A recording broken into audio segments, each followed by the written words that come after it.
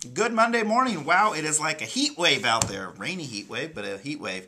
Hey, a few things going on this week. Business planning is this week in Eugene. We've got business planning session. The next one is this Wednesday at 1:30 in the coaching center. And then another one Friday morning at 9, also in Eugene. Up in Corvallis, 9 o'clock on Thursday. I'll be up there for business planning. And over in Albany on Thursday as well at 1:30. In fact, this week there's no third week coaching because we've replaced it with the business planning. So make sure to sign up for business planning at the front desk if you haven't done so. It's a little bit of homework. It's fairly painless, and those classes run about 90 minutes. So good use of your time. I appreciate everybody's feedback during those as well. So again, no regular third week coaching this week. This weekend, I ran into somebody, actually it was late last week, I ran into somebody and they said, gosh, is it a good time to be in the real estate market? And you know, I get asked that question, and I know you do all the time. And rather than do the, oh, it's terrific, da-da-da-da-da, because I think some people think, yeah, well, what's he going to say? He's a real estate broker. You know, I said, you know, really it depends on what you're wanting to do. If you're going to sell your house and you're not rebuying, then no, it's not a good time. And I just tell people that. And the reason I share this story is I think it builds some credibility when you're talking to people instead of saying, oh, it's terrific, it's terrific.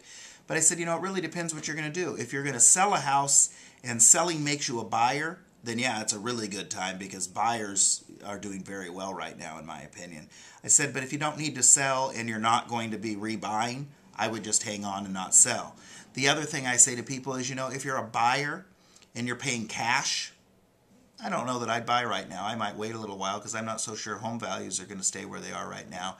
However, if you're a buyer getting financing, because the interest rates are low but starting to tick up a teeny bit, we've seen over the last 2 weeks, with housing prices low, it's the perfect time to buy a house if you're financing it. So I tell that little story because if you listened closely, what I really just told that person is, if you're selling and you're not going to rebuy, which is very few people, nah, just wait. But if you're selling and you're going to rebuy because you're turning into a buyer, it's a good time to buy.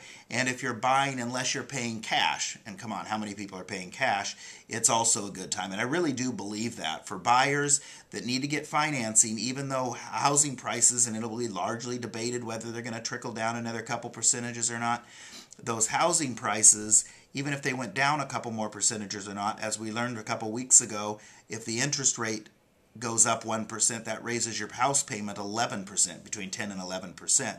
So really, even if housing prices were to trickle down a couple percentages, with interest rates surely going up in the long term, it is a great time to buy, especially if you need financing. It's just that perfect time right now. So I would share that story with people, and also I think it's just real good sound advice to your people who are looking for you for information. Speaking of looking to you for information, I sent out this monthly industry report from RE/MAX. I sent it in an email to everybody last Thursday or Friday. If you open it up, it's full color. I printed mine black and white. It's full color. You can email that report to people, hand it out at open houses. It's got a lot of great information. This is something RE/MAX just started doing through their public relations department, and I appreciate them doing it because it really has a lot of good color graphs. I've gotten a lot of emails from agents that are ready to use that for your sphere and stuff, and I'm glad you took the time to open that and look at it because it's a great tool to use. Birthdays this Thursday up in Albany. It's an Albany birthday month week, I guess. Jennifer Fiddler and Mary Hartley are having birthdays on Thursday. And then Rob Brillen, also in the Albany office, is having a birthday on Friday. Jim Prentice in Eugene is going to be with us 7 years this week. And Jim Gibbons, the Jim twins, 12 years this weekend. So congratulations on both of you. I appreciate that. Mike Jr. gave a profound quote at last week's monthly meeting, in Eugene, which I thought was very good. We were talking about in context of getting your listings sold and pricing them right. And Mike said, we have to be the first train at the station to get our listings sold. Now, everybody has their own analogies. That just struck me at the meeting that if you're not the first train, meaning if you just price your listing in the middle of the average with the other 16 that are on the market in that MLS area that meet that criteria, your train isn't leaving your station. That listing's not going to sell. You have to be the first train to leave the station. So Mike Jr., thank you for that profound quote. I hope I didn't screw it up too much. Hope everybody has a terrific week.